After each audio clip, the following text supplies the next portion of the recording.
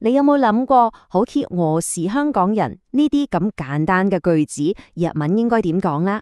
其實咧，出乎意料咁簡單噶。好，不如我哋一齊嚟睇下點樣湊切嚟啦。大家好，我是 Lady JJ。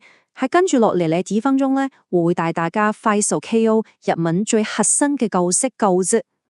OK， 睇下今日嘅 roadmap。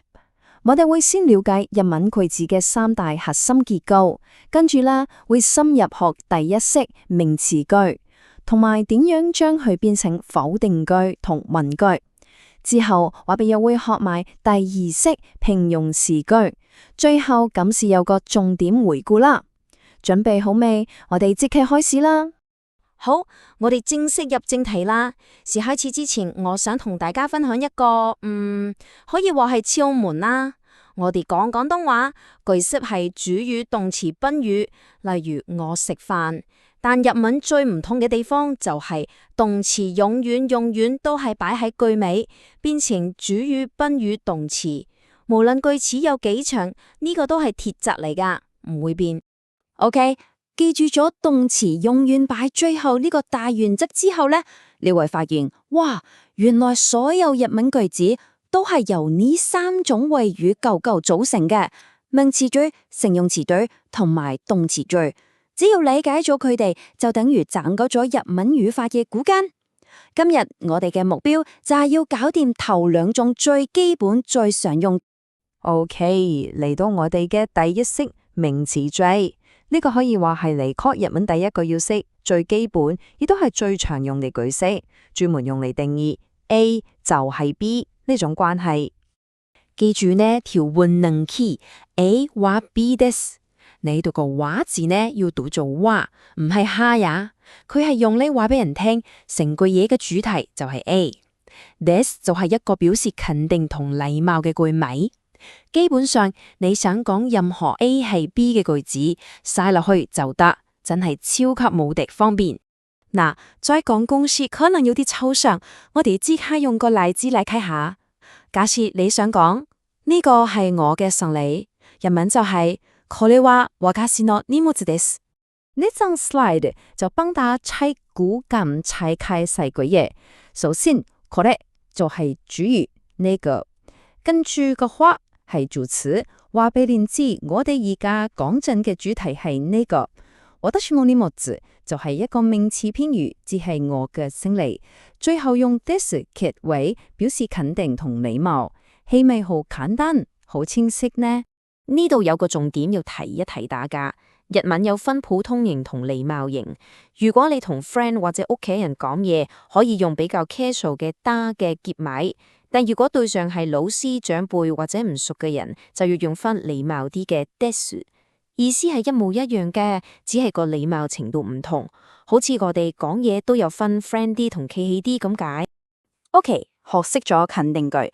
下一步就更係要學埋點樣講唔係，同埋點樣問問題啦。放聲一樣咁簡單。如果你想講 A 唔是 B， 好簡單，只要將句尾嘅です換做ではありません就搞掂嘅啦。同頭先一樣，否定句都有分普通型同禮貌型。普通型係用ではない，而禮貌型就係用頭先講嘅ではありません。所以呢個唔係我嘅行李，禮貌嘅講法就係これは私の荷物ではありません。至於問問題，仲簡單，只要喺禮貌肯定句です嘅後面加一個表示疑問嘅注釋卡，成句就會即刻變成問句。記住講嘅時候，尾音要微微上向揚，好似我哋廣東話問問題咁，係冇事啊咁樣。例如これはあなたの荷物ですか？就係問呢個係你嘅行李嗎？好，第一式名詞句呢，我哋已經掌握晒啦，叻！而家我哋嚟到第二式形容詞句，呢種句式呢，專門用嚟形容事物嘅特性，或者表達好似中意呢類嘅感覺。呢條公式 A 或 B 好きです就係用嚟講 A 中意 B 嘅。例如我中意音樂，日文就係私は音楽が好きです。不過呢，唔知你有冇留意到呢度有個好關鍵嘅地方呢？冇錯，就係啲助詞。呢句入面同時出現咗哈同話，哈同之前一樣係標示主體，即係邊個中意，而新出現國家就係用嚟標示你中意嘅對象或者事物。呢個真係好多初學者會拗晒頭嘅地方，所以大家要特別 mark 低佢。好，好學四組點講中你，我哋跟也有即可學以致用啦。學下都有冇問人點2減1啊？嗱，睇下呢句用嚟問人，你中意睇音樂定係中意睇棋？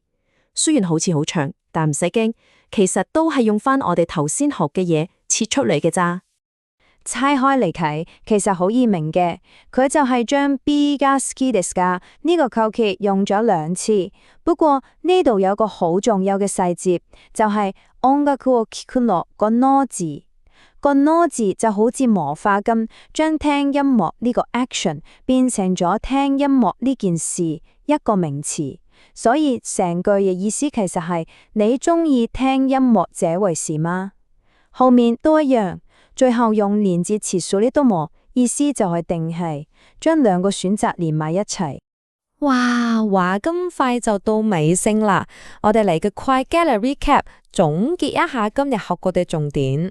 真由我哋總共學識咗4條超核心嘅公式，大家最好就 cap 低呢張圖當其 cheat sheet 啦。第一，肯定句 A 或 B です。第二，否定句 A 或 B ではありません。第三，問句 A 或 B ですか。最後第4，形容詞句 A 或 B が好きです。呢4條公式下可以話係你學日文嘅4大天王，打好個底就靠晒佢哋噶啦。今日我哋搞掂咗名詞句同形容詞句，其實已經可以砌到好多好實用嘅句子噶啦，叻㗎喎。下一集呢，我哋就會挑戰埋最後，亦都係最重要嘅動詞句。到時呢，你就可以表達更加多動作同行為啦。你準備好未先？我哋下一集再見啦！